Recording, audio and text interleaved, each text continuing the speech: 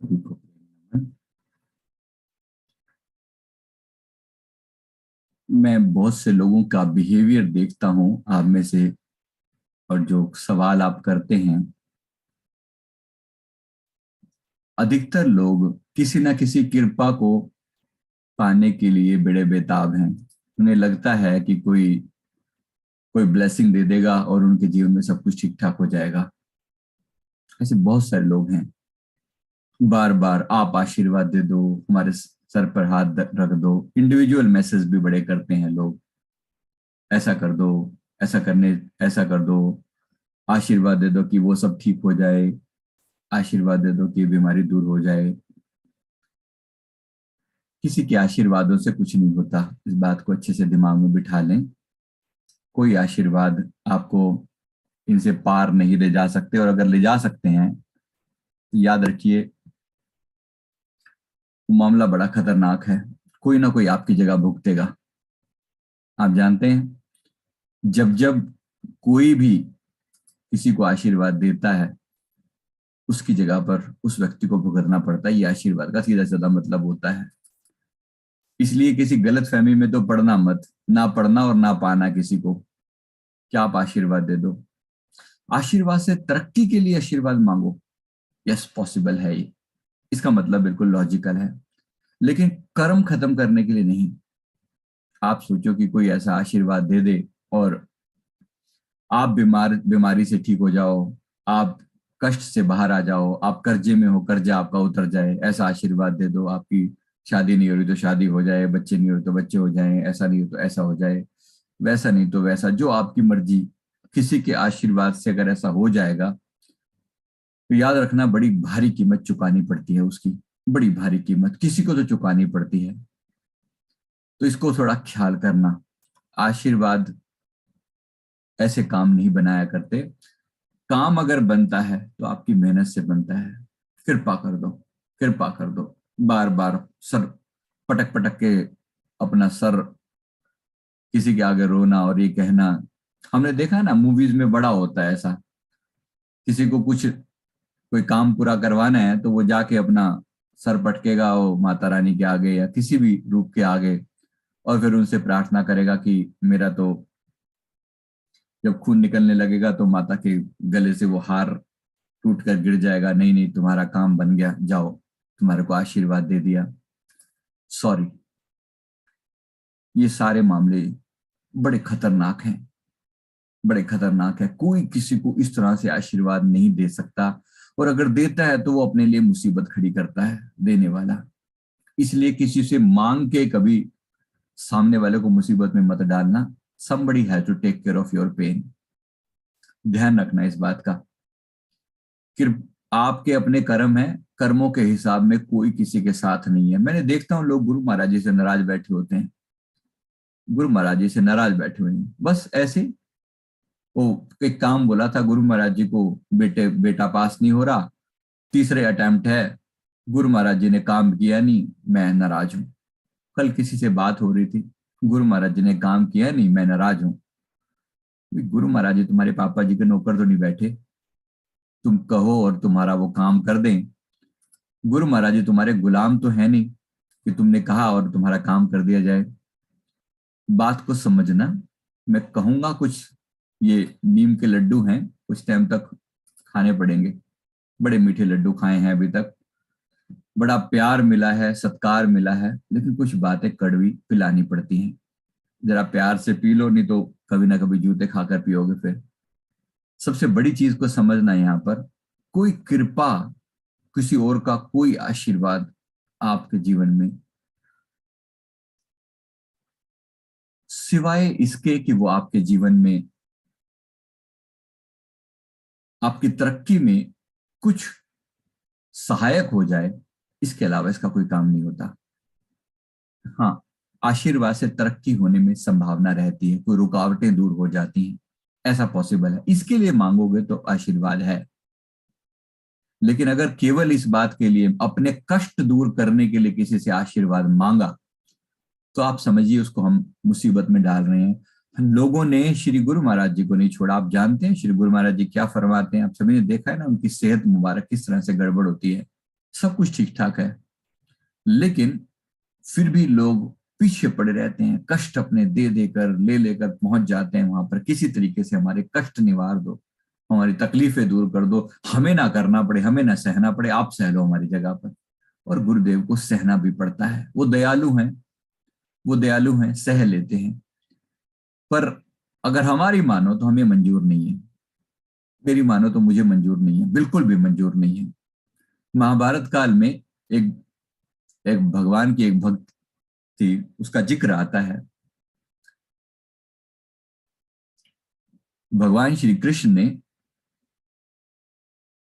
जिक्र करते थे कि हमारी एक प्रेमिका है, चाहने वाली है, बहुत ओल्ड लेडी है, बड़ी प्रेमिका का मतलब ऐसे ना समझे, बड़ी ओल्ड लेडी है, लेकिन हमारा हमारे से बड़ा प्रेम करती है। तो अर्जुन को इशारा करते थे कि युद्ध जब हो रहा था ना, बड़ा सा मैदान था, तो युद्ध के उस कोने में ना उस बुढ़िया का झोपड़ा है, वहां मत जाना, उसके पास मत जाना, और जाना गलती से अगर पहुंच जाओ तो नाम मत बताना अपना। तो उनको, अर्जुन को एक बार युद्ध में बड़ी प्यास लगी, और कोई और तरीका नहीं था, पानी वानी सब खत्म हो गया था उसके पास, तो कोई ऑप्शन नहीं था। फाइनली उस बुढ़िया के, उस लेडी की तरफ, वो जो घर था उसका जो झोपड़ा था उसकी तरफ जाना पड़ा। तो वहां गया तो उसने जाकर जाकर पहचान लिया कि भाई ये वही जगह है जहाँ के लिए भगवान कृष्ण ने मना किया हुआ है, तो यहाँ जाना, पहले बात तो जाना मत, और अगर चले गए तो वहां अपना अपना परिचय मत देना। तो उसने सिंपली जाकर कहा कि मैं एक योद्धा हूं, और आप प्लीज मुझे मुझे पानी पिला दें कृपा करके। तो माता जो है वो बैठी, और उसने कहा कि, माता ने पानी पिलाया। अर्जुन को ये देखकर बड़ी हैरानी हुई कि उस बुढ़िया के झोपड़े के अंदर जो है ना, दो तलवारें लटक रही हैं, और बड़ी भयंकर चमकती हुई तलवारें जो है ना ऐसे लटक रही हैं। बड़ी हैरानी हुई कि इस बुजुर्ग महिला को इस तलवारों से क्या काम, ये क्या करती होगी इन तलवारों का। चाकू समझ में आते हैं छोटे मोटे हो, लेकिन तलवारें लटकी, नंगी लटकी हुई हैं। और बड़ी हैरानी भी हुई, पानी पिया, उसके बाद उसने पूछा कि भाई नाम क्या है आपका, तो कहा कि योद्धा समझ लीजिए, बस नाम क्या करेंगे। तो फिर कहा कि माता, जिज्ञासा है कि ये तलवारें किस लिए लटकाई हुई हैं आपने। तो उन्होंने कहा कि ये तलवार जो है, ये तलवार जो है अर्जुन के लिए है, अगर कभी वो मिल जाए ना तो उसकी मैं गर्दन उतार दूं। भाई क्या नाराजगी है आपको अर्जुन से? अर्जुन से नाराजगी ये है कि वो खुद तो जो है ना वो रथ पर चढ़ा बैठा है, और भगवान कृष्ण को उसने अपना रथवान बनाया हुआ है, कोच बनाया हुआ है। मुझे बिल्कुल नहीं अच्छा लगता ये बात, बिल्कुल भी बर्दाश्त से बाहर है ये वाली बात कि उसने ऐसा क्यों किया हुआ है। हर एक का अपना अपना प्यार है, आप सोचो, उसका अपने ढंग का प्यार है। वो इतना भी कष्ट अपने भगवान को नहीं देना चाहती। अब हालांकि हालांकि भगवान श्री कृष्ण ने खुद ही रथवान बनना स्वीकार किया है अर्जुन का, लेकिन वो इतना भी कष्ट, अब ये सबका अपना अपना प्यार है, इनका भाव अलग है, उनका भाव अलग है। अर्जुन ये कह रहे हैं कि मेरे जीवन के रथवान जो हैं वो आप हैं, मेरे रथ के को चलाने वाले आप हैं, मुझे सही दिशा आप दीजिए, उसका भाव अलग है। लेकिन इस स्त्री का भाव जो है, इस बुजुर्ग स्त्री का जो भाव है, ये बिल्कुल अलग है। इसका भाव प्रेम का है। ये कहती है कि आप तो चढ़ा बैठा है उसके रथ के ऊपर, और भगवान को रथवान बनाया हुआ है, ये मुझे बिल्कुल भी बर्दाश्त नहीं है। मतलब अपने प्रभु को मैं कष्ट दूं, ये बर्दाश्त नहीं है। सबका अपना अपना है। और जो दूसरे, अब ये मैं आपको किस क्यों कह रहा हूँ, ये बात इसलिए बोल रहा हूँ क्योंकि ऐसे ही लोग ऐसे भी हैं। एक बार हमारे एक संत जी, हमारे एक भाई जी, गुरु महाराज जी के लिए कुछ पिन्नी बना कर लेकर गए, जैसे सर्दियों में लेकर जाते हैं पिन्नी, वो आटे के लड्डू जिसे बोलते हैं। तो आटे के लड्डू बना कर लेकर गए, तो वो जो है वो जो स्टील का जो डब्बा था जिसके अंदर वो बना के रखी हुई थी, वो काफी मतलब काफी टाइटली बंद था वो। अब उसने गुरुदेव के सामने देना चाहिए, तो देते हुए भाई ढक्कन हटा के देना चाहिए था। वो जल्दबाजी में भूल गई कि ढक्कन हटाया नहीं, तो वो उसने डब्बा जो है वो गुरुदेव के सामने ऐसे पकड़ा दिया। अब गुरुदेव खुद वो डब्बा लिया अपने कर कमलों से, और डब्बा खोलने की कोशिश करे, लेकिन वो बहुत टाइट है। हैं तो भगवान, सब कुछ कर सकते हैं, लेकिन उन्होंने करके खोल तो दिया, लेकिन अच्छी खासी मतलब जोर लगाना पड़ा, बहुत टाइटली बंद था। इस बात को समझिएगा कभी भी कि भगवान इस धरती पर जब हैं, इस धरती के सभी नियमों का पालन करते हैं, कोई नियम नहीं तोड़ते यहाँ के। अगर श्री सदगुरुदेव भगवान, हमें, मैं उन बहुत से लोगों के बारे में ऐसा सुनता हूँ कि अरे वो तो भगवान है, अरे उनको क्या होता है, उनको कुछ कष्ट थोड़ी होता है, वो तो भगवान है। भगवान बेशक हैं, लेकिन जब वो इस धरती पर हैं तो इस धरती के हिसाब से यहाँ के नियमों का पालन करते हुए, यहाँ के हर रूल को फॉलो करते हुए, शरीर की एक मर्यादाएं हैं, उस शरीर की मर्यादाओं से वो पार नहीं जा सकते। तो भगवान को कष्ट ना दें, कष्ट ना दें। ये कष्ट अपने शरीर को मिल जाए, जरा एक कष्ट खुद सहने की आदत डालें। हम में से बहुत से लोगों का कि बचपन में ट्रेनिंग इस तरह से होती है कि उनको बिल्कुल छुई हुई बनाकर रखा जाता है। अरे मेरा बच्चा, अरे मेरा बच्चा, मेरा बच्चा, वहां पर उसको हाथ नहीं लगाएगा, बिल्कुल सुकोमल एकदम, इतना लाड, इतना प्यार। मजाल है कि इस बच्चे को थोड़ी सी भी तकलीफ हम दे दें। जरा ख्याल कीजिएगा, बच्चे हैं, प्यार मिलना चाहिए उनको, लेकिन उनको रफ एंड टफ भी बनाना सीखना, रफ एंड टफ भी बनाना सीखना, और उनकी वजह से भगवान को कष्ट मत देना, जो कि हम में से अधिकतर लोग करते हैं। बच्चे को थोड़ी सी तकलीफ हो जाए, या कुछ मर्जी कर दो, इसको बच्चे को ठीक कर दो, कुछ मर्जी कर दो। क्यों कर दो भाई? बच्चे के अपने कष्ट हैं, बच्चे की अपनी तकलीफें हैं, अपने कर्म हैं। कर्मों का हिसाब बड़ा करड़ा है, बड़ा करड़ा है। आप जानते हैं आपके घर में बच्चा बन के कौन आता है? पिछले जीवन का कोई कर्जदार हो सकता है, ये कर्ज लेने आया है या कर्ज चुकाने आया है, ऐसा कुछ भी हो सकता है। आपको लगता है आज वो आपका बच्चा, आज उसके प्रति बड़ा लाड कर रहे हो, लेकिन हिसाब किताब बड़ा करड़ा हो सकता है। इसलिए उस बच्चे के लिए आप भगवान को कष्ट मत दें। जरा केयरफुल रहें, केयरफुल रहना इस बात के प्रति कि छोटी छोटी बातों को लेकर हम में से अधिकतर लोग ऐसे हैं जो घबरा बड़ी जल्दी जाते हैं। थोड़ी सी भी तकलीफ आ जाए ना, अपनी तकलीफ को बढ़ा चढ़ाकर दुनिया के सामने भरपूर जो है वो बढ़ा चढ़ाकर लोगों के सामने बताएंगे कि मुझे ये कष्ट हो रहा है, मुझे ये तकलीफ हो रही है। और कोई भी थोड़ी सी मुसीबत के समय हमें हमें स्ट्रांग रहना नहीं आता, हम रफ एंड टफ नहीं बनाए गए हैं। पालन पोषण ऐसा नहीं किया गया है कि आपको रफ एंड टफ बनाया जाए। इसलिए मैं बार बार क्षत्रिय होने का जिक्र करता हूं, जरा अपने क्षत्रिय खून को याद करना, ताकि आप इस रफ एंड टफ बन सको, बहुत छुई हुई ना बनो। छोटी सी तकलीफ होते हुए एकदम ऐसे घबरा के बस सर पे उठा लेंगे सारी चीजों को, जैसे पता नहीं क्या हो गया, छोटी छोटी बातों के ऊपर। मैं बात ये कहना चाहता था कि थोड़ा रफ एंड टफ खुद भी बनना और अपने बच्चों को भी बनाना। ऐसी घटिया ट्रेनिंग मत देना कि बस मेरे बच्चे को थोड़ी सी भी तकलीफ ना हो। कुछ जीवन में कुछ कठिनाइयां, कुछ तकलीफें बहुत बहुत बहुत जरूरी होती हैं, बहुत जरूरी होती हैं। एक छोटा सा बच्चा, आप ही कितना कोई इंसान समझ लीजिए, जो बचपन में वो देख रहा है कि एक उसके बगीचा है घर के बाहर, और बगीचे के अंदर एक छोटा सा कोकून, कोकून मतलब तितली जब पैदा होती है तो वो छोटा सा कोकून की तरह से वो बना होता है, खोल बना होता है, अंडा है, अंडे को कोकून बोलते हैं वहां पर। तो खोल है, बड़ा काफी रफ होता है, काफी मोटा होता है वो। तो उसने देखा कि ये तितली जो है उसमें से पैदा होने की कोशिश कर रही है, पैदा हो गई है, लेकिन वो जो उसके उसके अंदर एक छेद हो गया है, उस अंडे के अंदर एक छेद हो गया ऊपर से, लेकिन वो उसके बावजूद भी वो तितली उसमें से बाहर निकालती है अपनी मुंडी, लेकिन बाहर निकल नहीं पाती।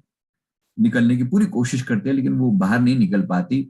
जोर लगा रही है अंदर से, लेकिन वो निकल नहीं पा रही। ये बच्चा सोचता है इसकी मदद करते हैं, बेचारी कितनी तकलीफ पा रही है, कितनी तकलीफ पा रही है, इसकी मदद करते हैं। सहन नहीं होता उससे, जैसे हम में से बहुत से लोगों से सहन नहीं होगा, अगर आप खुद देखेंगे तो उसने जब ये देखा तो उसने कहा कि मैं इसकी हेल्प करूंगा। उसने क्या किया कि वो जो खोल था, जो अंडा था जिसको वो तितली अंदर से तड़प रही थी उसको बाहर खोलने के लिए, तो उसने ब्लेड लेकर उसे थोड़ा सा कट कर दिया, उस अंडे को थोड़ा काट दिया साइड से। और उस तितली ने जोर लगाया, और जैसे तैसे करके वो टूट गया। और टूट गया तो वो तितली बाहर आ गई। अब देखा तो उसका शरीर जो है वो सूजा हुआ था, फूला हुआ था तितली का, और पंख जो थे वो बिल्कुल पतले थे, बहुत पतले थे। बड़ा हैरान भी हुआ, दुखी भी, उसको लगा कि बस अब तितली जो है वो थोड़ी देर में पंख फड़फड़ाएगी और उड़ जाएगी। मैंने बड़ा अच्छा काम किया, मैंने बड़ी मेहनत करी, मैंने तितली की बड़ी मदद करी, उसको लगा कि मैंने मदद करी। लेकिन कुदरत का विधान कुछ अलग था। विधान ये था, ये तितली जब वो स्ट्रगल करती थी, इसके बॉडी के अंदर एक ऐसा लिक्विड भरा होता है, इसका बॉडी सूजा हुआ है, इसका शरीर जो है इसके अंदर एक लिक्विड भरा हुआ है। जब वो जोर लगाती, उसको उस खोल को तोड़ने का जो कोशिश करती, तो जोर लगाने में इसके बॉडी से वो लिक्विड जो है वो पंख के अंदर जाता, और पंख स्ट्रोंग होते, तब वो बाहर आती तो पंख के जरिए उड़ सकती थी। लेकिन क्योंकि इसने वो खोल काट दिया, इसलिए वो तितली ने की को मेहनत उसको नहीं करनी पड़ी, और मेहनत ना करने के कारण उसके शरीर के अंदर जो लिक्विड था वो वहीं का वहीं रह गया, तो शरीर उसका सूजा रहा और पंख उसके कमजोर रहे, और कुछ ही दिनों के अंदर वो मर गई।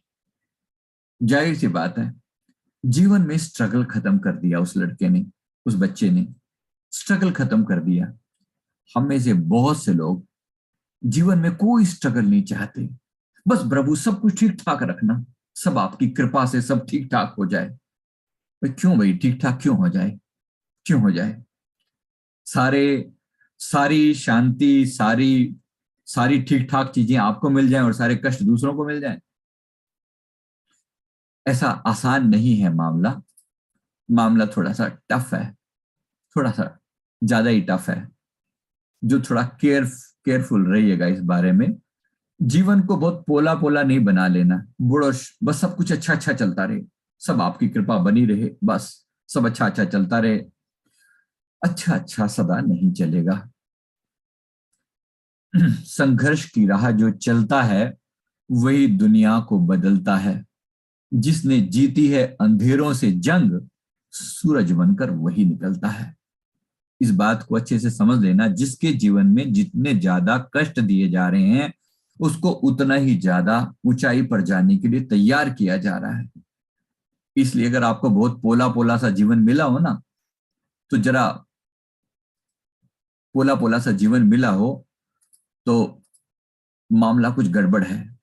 आपने सही डिमांड नहीं रखी, आपकी डिमांड कुछ गलत हो गई है। मांगा है, मांगोगे तो मिल भी जाएगा। हे प्रभु मुझे बस सुख शांति रखना, घर में सब अच्छा अच्छा सा रखना, बेटा पास हो जाए, बेटी की अच्छे से शादी हो जाए, पति जो है वो उसकी तबीयत ठीक रहे, घर पे सब कुछ अच्छा रहे। क्यों अच्छा रहे, क्यों अच्छा रहे? सारी अच्छाइयां आप ही के लिए बनी है और सारी बुराइयां औरों के लिए बनी है? ऐसा नहीं है। और अगर ज्यादा ऐसा करेंगे, ज्यादा ऐसा सोचेंगे कि मेरे जीवन में कोई कष्ट ना आए, तो हो सकता है कभी ऐसा ही जीवन मिलेगा फिर तितली वाला। याद रखना, उड़ान नहीं भर पाओगे, रेंगते रेंगते रेंगते चली जाओगे। बात कुछ कुछ पल्ले पड़ रही है, समझ में आ रही है? आप जानते हैं इस धरती की बजाय बहुत से लोग, इस धरती पर जन्म लेने के बजाय बहुत से लोग ऊपर ही रहना पसंद करते हैं, जन्म नहीं लेना चाहते यहाँ पर। मुझे बहुत अच्छे से पता है कि जब मैं यहाँ इस धरती पर आने लगा था तो बहुत से लोगों ने रोका था मुझे वहां पर, अरे क्या कर रहे हो वहां जाके, बड़े कष्ट सहने पड़ते हैं, छोड़ो। बहुत बोला गया था, वहां से वहां पर यहाँ से आने, मुझे पता था यहाँ पे क्या होना है, बहुत कुछ बताया गया था, बहुत कुछ पता था। स्ट्रगल जीवन में, इतना स्ट्रगल, इतना स्ट्रगल, फिजिकल लेवल पर, मेंटल लेवल पर, इमोशनल लेवल पर, रिश्तों के लेवल पर, सारे स्ट्रगल शुरू से लेकर आखिर तक लिखे हुए थे, और पता था कि ये सब होना है। उसके बावजूद मन, बस दिल तो पागल है, दिल दीवाना है, ऐसे ही चले आते हैं ऊपर से। जिसको पता है, जिसको जो हम आए ही ये सोचकर हैं कि हम यहाँ पर तकलीफें सहने के लिए आए हैं। हमने कभी कहा ही नहीं कि हम यहाँ पर कोई कोई कोई लॉलीपॉप खाने आए हैं, यहाँ पर कोई हम फूलों की सेज पर सोने के लिए नहीं आए हैं। मान के ही चले हैं कि कष्ट होंगे। तो बहुत बहुत लोगों ने रोका था, बहुत एंजल्स ने रोका था कि भाई क्या करोगे वहां जाके, बड़ी तकलीफ झेलनी पड़ती हैं। तकलीफें तो झेलनी पड़ती हैं, सत्य है। उन्होंने पोला पोला सा जीवन चुना। पोला पोला सा जीवन सबके लिए नहीं होता। अब यहाँ पर कोई तो आएगा और कोई तो कष्ट सहेगा। श्री सदगुरुदेव भगवान जी से भी जब किसी ने पूछा कि आप क्यों इतने कष्ट सहते हैं, तो उन्होंने फरमाया कि हमको यहाँ पर लड्डू खाने थोड़ी आए हैं, हम आए ही कष्ट लेने के लिए हैं। तो इस बात को याद रखिए कि अगर जीवन में कोई कष्ट मिल रहे हैं, ये परमात्मा की बड़ी दया है। परमात्मा ने बहुत बड़ी प्लानिंग की हुई है आपके लिए। और याद रखना, जिसने अंधेरों से जंग जीती है, सूरज बनकर वही निकलता है, हर ऐरा गहरा नहीं निकलता। अंधेरों से जंग लड़नी पड़ती है। तो जीवन में संघर्ष को स्वीकार करना, ये मानना कि संघर्ष उत्तम है, जो हो रहा है हमारे कल्याण के लिए हो रहा है। परमात्मा का शुक्र है कि उसने चीजें सब सॉफ्ट सॉफ्ट नहीं दी, कष्ट दिए हैं, तकलीफें दी हैं, बुढ़ापा दिया है, बीमारियां दी हैं, रिश्तों की समस्याएं दी हैं, धन की समस्याएं दी हैं। शुक्र है परमात्मा का। गुरु नानक साहब जी सीधे सीधे शुक्राना करते हैं कि केते दुख भूख सदमार, लोग दुख से मर जाते हैं, भूख से मर जाते हैं। जो ये मार पड़ती है कर्मों की, कहते केते दुख भूख सदमार, ए भी दात तेरी दातार। हे प्रभु, ये भी आपकी दया है, ये आपकी कृपा है कि आप इतने कष्ट दे रहे हो हमें। पता नहीं आपने हमारे लिए कितना बड़ा कल्याणकारी कार्य सोचा हुआ है करना। तो इस बात को अच्छे से याद रखें, संघर्ष की राह जो चलता है वही दुनिया को बदलता है। जिसने जीती है अंधेरे से जंग, सूर्य बनकर वही निकलता है। तो कष्टों को स्वीकार करना, धन्यवाद करना कि परमात्मा ने आपके जीवन को पोला पोला नहीं बनाया। जिनके जीवन पोले पोले से हैं, वो कहीं नहीं पहुंचते, कहीं नहीं पहुंचते। हमेशा दुखों के लिए शुक्राना, कष्टों के लिए शुक्राना, थोड़ी और तकलीफें आ जाएं क्या फर्क पड़ता है। इसलिए तो कई बार मैं आपसे सवाल करता हूं कि कितने लोग हैं जो मेरे साथ कष्ट सहने को स्वीकार करते हैं, कितने लोग हैं जो कष्ट को स्वीकार करते हैं। बड़े बड़े लोगों की तौबा हो जाती है। ये कष्ट वाला मामला हमें मत कहना, ये कष्ट वाला मामला हम तो पोले पोले जी लेंगे, जैसे हैं ठीक है। हम तो जैसे हैं ठीक है, वैसे ही बने रहेंगे, लेकिन जीवन में तरक्की नहीं होगी। इस धरती पर जन्म लेना, ऊपर रहकर भक्ति करना पॉसिबल है ऊपर भी, लेकिन इस धरती पर जन्म लेकर जो यहाँ पर कष्ट सहकर जो भक्ति करते हैं, लाखों गुना ज्यादा फल मिलता है। तरक्की जो होती है वो लाखों गुना ज्यादा होती है यहाँ पर। तो ये मामला थोड़ा ऐसा है, इसलिए तकलीफों को स्वीकार करते हुए आगे बढ़ें। जीवन की कुछ बातें हमारे लिए जरूरी हैं, मैंडेटरी हैं। ये तकलीफें, ये कष्ट, ये जो शरीर के हो रहे हैं, मन के हो रहे हैं, विचारों के हो रहे हैं, जो भाव हो रहे हैं, जो रिलेशंस तकलीफ दे रहे हैं, जो फूल के चारों तरफ जैसे कांटे होते हैं, ये वैसे ही हैं। इसलिए ये तकलीफ देने के लिए हमारे लिए ये सब जरूरी है। तो शुक्र मनाएं परमात्मा का कि उन्होंने ऐसा कष्टप्रद जीवन दिया है ताकि हमारी तरक्की बेटर हो सके। Thank you very much. बहुत बहुत शुक्रिया प्रभु का, जो उन्होंने अभी तक हमें संसार में थाम के रखा हुआ है, पकड़ के रखा हुआ है। बहुत बहुत शुक्रिया।